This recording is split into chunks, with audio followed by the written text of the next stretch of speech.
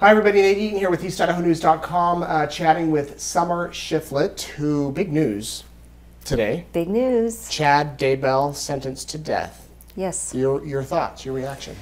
My reaction is I didn't think that I had an expectation. I thought I was going to be fine no matter what the verdict was. I appreciate the jury and their work and effort, but when I heard them say those words, it was everything I needed to hear. I just appreciated so much that Tylee and JJ's deaths, that there was going to be a consequence for how horrible they were treated. Do you think that have you thought if death penalty was an option for Lori, that maybe she would have gotten that too? Very much so, yeah. I don't know if she would have or not. I know the juror you interviewed said she wouldn't have done that. I don't know. It's hard with the mom. Right. But definitely a possibility. What have been your thoughts watching the trial over the past 8-9 weeks? Eye-opening. It's been so interesting to me how contrived Chad has been in his life and how he's isolated so many people for his own gain. Let's talk about Lori, and do you know, is she aware of the verdict? Have you heard?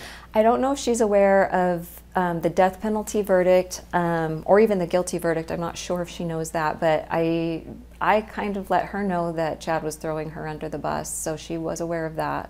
Did she have a response? Her response is pretty much, kind of like, you don't understand and you'll see someday. She's very much in her delusion and doesn't accept the reality of what's actually going on. In her mind, I don't think that she even thinks that there were any murders that occurred. Do you think that Chad is in a delusion, or that Chad truly believes all these religious things? No, I don't think Chad has one religious belief. I think he is, I don't know if he can help it if he was born this way, but I think he's completely void of all empathy, regret, of accountability. I think he has manipulated his whole life and learned to fake it, and a lot of manipulators use religion to get their way. So I think that's what happened. And that's what he did to Lori. I mean, everybody, a lot of people are like, who was leading who? Chad, Lori, and the prosecution over the past 8 weeks has tried to prove, and obviously did prove, that Chad was the leader. Lori would go to Chad. Melanie would go to Chad. I mean, people would go to Chad for answers. Yeah, and you think that he did that? I think, and this is my opinion, but my opinion is Lori started her delusional disorder, and that's what made her susceptible to Chad's. I think he saw this beautiful woman who had these ideas, and he took them and ran with them and learned how to manipulate her to get his way. But the mastermind of things, I mean, who isolated who? Chad isolated Lori and Alex and Tylee and JJ. Then he got rid of Tylee and JJ. Then he eventually got rid of Alex, and then it's just him and Lori. He was still in contact with his family. He was still in contact with his friends, but Lori had been isolated from everybody that she knew and cared about her. So I'm not saying she's completely faultless. I'm not making excuses for her part or behalf of anything like that. I hold her accountable. She was their mother. It was her job to protect Tylee and JJ. But I see the pattern of a manipulator in that Chad was the one who wanted them gone. And I don't think Lori's delusions weren't ever talking about light and dark or anything like that before Chad came into the picture. So to me, it's Chad's the leader in that. So we're here at CrimeCon in Nashville, and you just spoke before thousands of people. We talked about this very issue and what the effect it's had on you, and you were asked, a couple of questions from the audience, who obviously has been following every detail in this. What was it like to speak publicly in front of a large crowd right here in Nashville, Tennessee? Well, everybody here has been actually really kind to me and supportive, and so it felt comfortable talking to them. But it's also nerve-wracking because my last interview was in 2020 and it did not go well, and I did not get a lot of support. Because you stood up for Lori. I did. Lori had been arrested. The kids were still missing. You went on national TV and said she's a good mom. She wouldn't do anything to hurt her kids. Your mom did too. And I knew that they weren't missing to her. She wasn't saying they were missing. She knew exactly where they were the whole time. So for me, it wasn't matter that these kids are missing when she knows where they are. If she didn't know, then I would be like, oh my gosh, but she knew. So she's reassuring me, telling me that they're safe and that she's, you know, what kind of mother I am, and you know I've always taken care of my kids, and I have seen her do those things. So to me, it was natural to defend her at the time. Do you think that Lori will ever realize... Well, I guess I should back up. There are people who say she's faking it. Yeah, absolutely. There are people who say she truly knows and it's a front. You don't believe that? Nope, not even for a second. It is 100% delusion. She is not the same person. She doesn't respond. She doesn't... You can't crack it. You can't break through. Nobody... Meryl Streep isn't that good of an actress. Like, she's solid in her beliefs. Her reality is as real to her as our reality is to us. And so she's in that delusion, and she does not think that she has any mental problems. She does not want to be in a hospital. She wanted to go to trial. She'd rather be in jail than the hospital for whatever her reasons are. I still don't understand that, but that's what she wanted. She wanted to go to trial. I begged her not to. She did it anyway, and this is the result. She's not faking it. And she still stands by Chad Daybell. Yeah, I believe so. She doesn't ever mention his name to me, but she has a certain way of talking around that makes me believe that she's still 100% a supporter of Chad. And if she was not in jail right now, I would still be kind of out of her life, and she would be off with him. You believe that they'd still be living their life together and yep. isolated from everybody, as you said. I do. Well, he wouldn't be, she would be. Right. What about Alex? Let's talk a little bit about Alex. You know, your brother is not here anymore. Was he... Well, first of all, how do you think he died? So personally, when the police came to my house, they came to my house on December 17th of 2019 to do a welfare check on Tylee and JJ, and I had a conversation with them. And then they came back 2 days later and said, we understand that we don't think you understand what happened to your brother. You didn't sound like you knew what happened, so we wanted to explain to you that he died. And they were there present at the autopsy, and the police officer told me that he was present for the autopsy, that they did not suspect foul play. They believed it was natural causes. Alex had blood clots in his lungs on both sides, and he was a truck driver. It's common with truck drivers to get blood clots. And I don't think that, it's not that I don't think Lori and Chad are capable of murdering Alex at all. It's that I don't think that they would have the skills necessary. I don't think that they're the mastermind genius criminals, you know, to get away with something like that. So I don't think they fooled an Emmy. And the police were very active. They were actively investigating Alex at that time. The investigation was underway. They had already exhumed Tammy's body. Exactly. They knew these names. While we as the public might not have known, they were on it, and they were watching him. They knew. They were there when he died. They kept his body for several weeks and made sure they did all the testing they wanted to do, kept the samples they wanted before they released the body. And they didn't believe that it was anything but natural causes. But you hear, and I totally hear that, and one of the detectives at one point said that may be the only coincidence in all of this, Alex's death. But you hear that patriarchal blessing that Chad gave to Alex. You hear what Alex did, I mean, with the guns, and I mean, he was likely the guy. He was. So it just makes you wonder, I mean, sure. Was there something? And they had kind of cut him off. So they kind of abandoned him. So I think it hurt his feelings that he was abandoned at that time. From my understanding, I wasn't in contact with him at the time. But yeah, I mean, he was the guy that they turned to. But to me, I look at that and see Chad manipulating him, and Lori too. But Chad would lay his hands on his head and give him a blessing and tell him Jesus Christ was right there and command him to go do these awful things. And Alex thought he was obeying, you know, Jesus basically at that time. So it's awful, and I'm equally as mad at Alex as I am for Alex for what they did to him and what he did to the kids. And you said in that call to Lori that if Alex was involved, which you were glad he's gone if he was. Do you still feel that way? Yeah, I mean, I think we would have more answers if he was alive. I think he would have told. Turned on them. I think Alex couldn't hold everything in for that long. He would have talked. So I think if he was alive, we'd have more answers. But for myself personally, yeah, I'm glad he's gone for that reason. At what point, Summer, do you remember realizing, because like we said, you went on television, you defended Chad and Lori, even I didn't defend Chad, I didn't know him. Okay, you didn't defend Chad, you did defend Lori, yeah, that's yes. right, you said she's a good mom. At what point did you realize, okay, this isn't good? Before this all came out, when I was talking to her when she was in prison, and when the kids were missing in December, and then she went to prison in March, it could not compute in my brain that she could have hurt her kids. It just didn't make sense in my mind. I had seen her as a mother. We had been around each other. I know I could never hurt my kids, so it didn't make sense to me that a mother would do anything. And she'd always been very protective of Tylee and JJ, and I've never even seen her yell at them. Like, she was always very loving.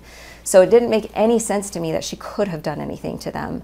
But it also wasn't making sense that they were nowhere. I didn't know where they would be. Who would they be with? It didn't make any sense, but I'm giving her the benefit of the doubt. As a sister that I know and love, I'm giving her every benefit of the doubt that when this is all said and done, it will make sense. She will explain it to me, and I just need to have a little bit more faith in her, or, you know, I felt like I had to give her the benefit of the doubt, which I really tried to do. But the longer it went, from February, March, April, May is when I did the interview, and by then I'm thinking, well, maybe something happened and she just doesn't want to tell us, but I still couldn't wrap my brain around it at all. And where did you think the kids were? I had no idea.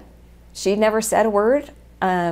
She wouldn't say. So I didn't know, but she just kept implying that they were safe, or she would say straight out they were safe. And so who am I to question? They're her kids. I'm thinking, you know where your kids are. And she obviously would have trusted wherever, you know, whoever she had left them with, in my mind at the time. So I just couldn't understand it. So then was it June 9th, 2020 that really changed everything? That day is still the worst day of my life. And my thinking went from, my sister can't possibly have done this, and Alex couldn't have possibly done this, to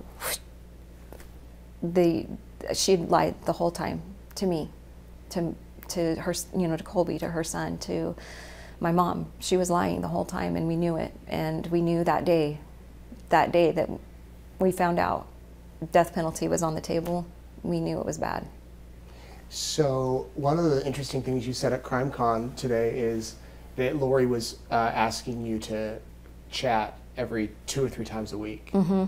Talk about that before this. Yeah, so she was arrested, was it the end of February, beginning of March? Right, yep. Somewhere in that time frame. She would request for me to call her, and so I would. I talked to her. I hadn't talked to her from October. I think it was actually September was the last time I talked to her, but it was somewhere September, October-ish, that I had ended texting and calling with her, or she ended it with me rather, and then nothing. It was just crickets until she went to jail. And then she wanted to talk, and so we started talking about 2 times a week. And then when the kids were found on June 9th, crickets until June 24th. When she sent a message saying, do you want to talk? Can you talk? She sent me a request for, I think it was an afternoon time, and I panicked, and I called my mom, and I said, I can't talk to her. And she said, you don't have to. And then I got another request a couple hours later for that evening. And I just kept thinking, like, what if she wants to tell me what happened? She wants to finally explain things. Maybe she needs help and wants, you know, to know what I think she should do. Or I didn't know what, but I felt very compelled that I had to call and find out something. But I didn't know what to say, what to do. And you did the call. I did the call.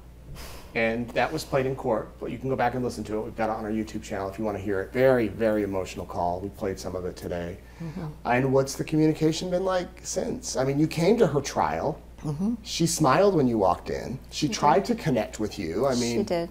Is that the only time you've seen her in person? In person, yeah.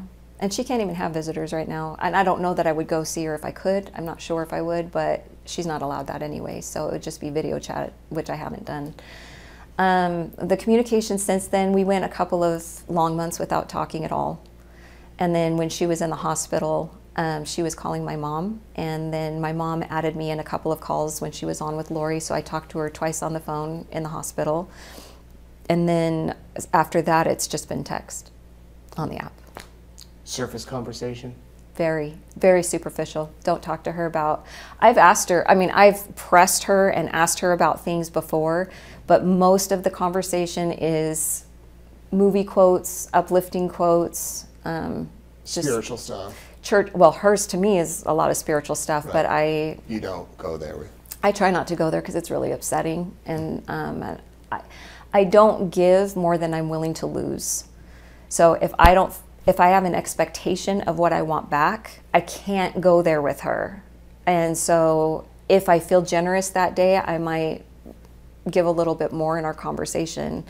But if I'm feeling very, you know, guarded and reserved and upset with her, which I am a lot of days, then either I don't send anything, and I don't text every day, this is just periodically, but like sometimes I'll just do literal movie quotes of movies that we both had liked and just leave it at that and not even say anything else. Did you ever think of just cutting her off? Yeah. Yeah. I hate what she did, but I don't hate her. That's my sister. We have a history. I've seen her be a good person. And what if she comes out of this delusion one day? I don't think she will. I don't think she'll allow herself to. But if she does, then I would want to know. And so I can't bring myself to I can't live with hate in my heart. I can't do it. So I just do the best that I can with grieving her as a sister while she's still alive. Our relationship's totally different. She's not my real sister, but I still have this history and I love her for that history, and I'm never gonna just be like, shut the door. But you have no desire to talk to Chad? None. I have talked to Chad. Yeah, tell us about that if you can, if you want. I mean, there's not much to say. He called me when Lori was arrested in Hawaii, and the first thing that he said to me was, there's nothing I can tell you about the kids. And he was, he's mumbly. I have a hard time hearing his voice and listening and making out the words, and I just don't have any respect for him, and I don't think that he would ever tell me the truth, so there would be 0 point in ever having a conversation with him. I think he's just void of all real emotion. Mm. Well, there's a lot more I could ask you, but we don't have 4 hours. We could go on. What is the biggest thing you want people to know? Well, before we get to that, sorry. Again, there's a lot I want to ask you. What's the biggest misconception out there? Is there anything that you want to clear up? Oh gosh, there's tons of them. There's been so many things said about our family. I can't even address them all. I just let people think what they want to think because I know what's real and what's not. But happy to answer those questions, but I can't spend all my time doing that.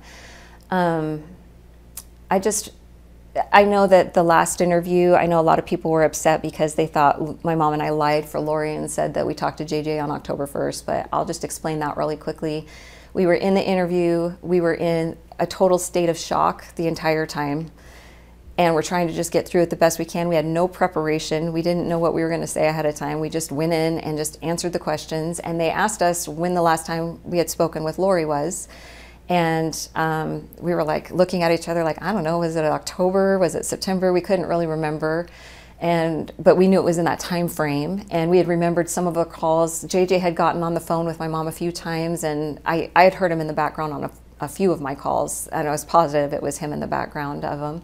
This was early September. And so we were just talking about that. And then when we got home, the station called and asked us for the phone records to show like when our calls were. And the most recent, like the last call my mom had with Lori was on October 1st, and it was about an hour long. So, you know, it seemed reasonable that that was the time she spoke with JJ, but she didn't really remember talking to him specifically on that day. And she wasn't trying to say, I talked to him on that day. Right. You know, it was just, we think it was around this time. I see. So, and of course, we know sadly that JJ and Tylee were both gone by October 1st. Yes. It had been a few weeks. So, wasn't September 8th the last time you talked to Lori before all this? Well, or the day that you learned they moved? It was the day that I learned they moved. So when after Charles had been shot, she had told me that her landlord wanted her out at the end of August, and I'm like, where are you going to go and what are you going to do? And she told me that she was going to move back in with Alex. Her and Tylee and JJ were going to move back in with Alex. They had stayed with him before they rented that house, and so they were going to go back there. And we went over and helped them pack up their house and assumed that's where they were headed. My mom spent time with Tylee packing up her room, and as far as my mom knew and what it seemed Tylee knew is that was the plan. My mom said, if you don't want to go to Alex's, you can stay with me.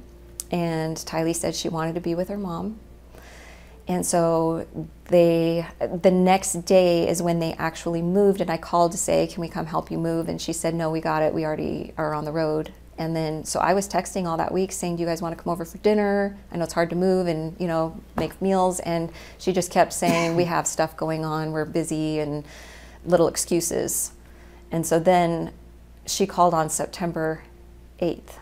And sorry. My parents were over, we had everybody over, so we put it on speakerphone, and she said that they were leaving town, that they were moving out of state for a while, that they were safe, but they needed to stay gone for a while. And so that we could call them anytime we wanted, but they aren't going to tell anybody where they are until things kind of calm down. She had said that she had given us a couple of different reasons why they were leaving, but I mean, none that we understood completely, but we were just like, okay, whatever we can do to support you during this hard, I mean, I was assuming she was going through this hard time after her husband had died, and she seemed that way to me at the time. Yeah. But clearly that was when they took off for Idaho, and then the communication just became sporadic. Yeah. Well, it was here and there texts, a couple of phone calls, and then after October, like nothing. Nothing until she went to jail. So what about your takeaway from all of this? What you want people to know? Well, I have a lot of takeaways. First of all, tomorrow's not promised, so hug your loved ones tight every day. Take the picture you don't want to take just for the memories. Create the memories. But the biggest thing that I really like people to know is how wonderful Tylee and JJ were. They were incredible human beings, and I feel so privileged to have known them, to have been a part of their life, to have seen their goodness. JJ was a force to be reckoned with. When he was the best reader, he could read from a very young age, and so he would love to get on, if you had a phone or an iPad, he would love to get on the app and order himself plushies and suitcases and toys that he liked. And then mysterious packages would show up at the front door, right? They would, yeah. And a lot of times he got to keep what he ordered because he was, you know, just too cute to tell him no. So he got to keep a lot of the things he ordered for himself. And Tylee was just such a good person. She had a lot of integrity.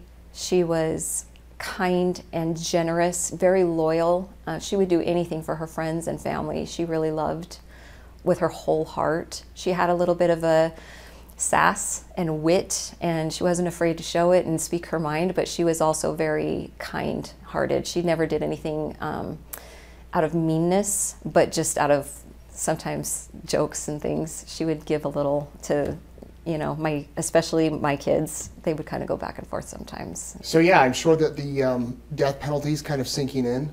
Yeah. With Chad, and is it a little bit of closure, you know, going forward? It is. I didn't expect that I needed it, but after hearing it, I realized that Tylee and JJ did not deserve the deaths that they got. Their deaths were brutal and unfair. It is unacceptable that they were treated that way. And no matter what happens to Chad, it will never be as bad as what he did to them. Yeah. Thank you, Summer. Yeah.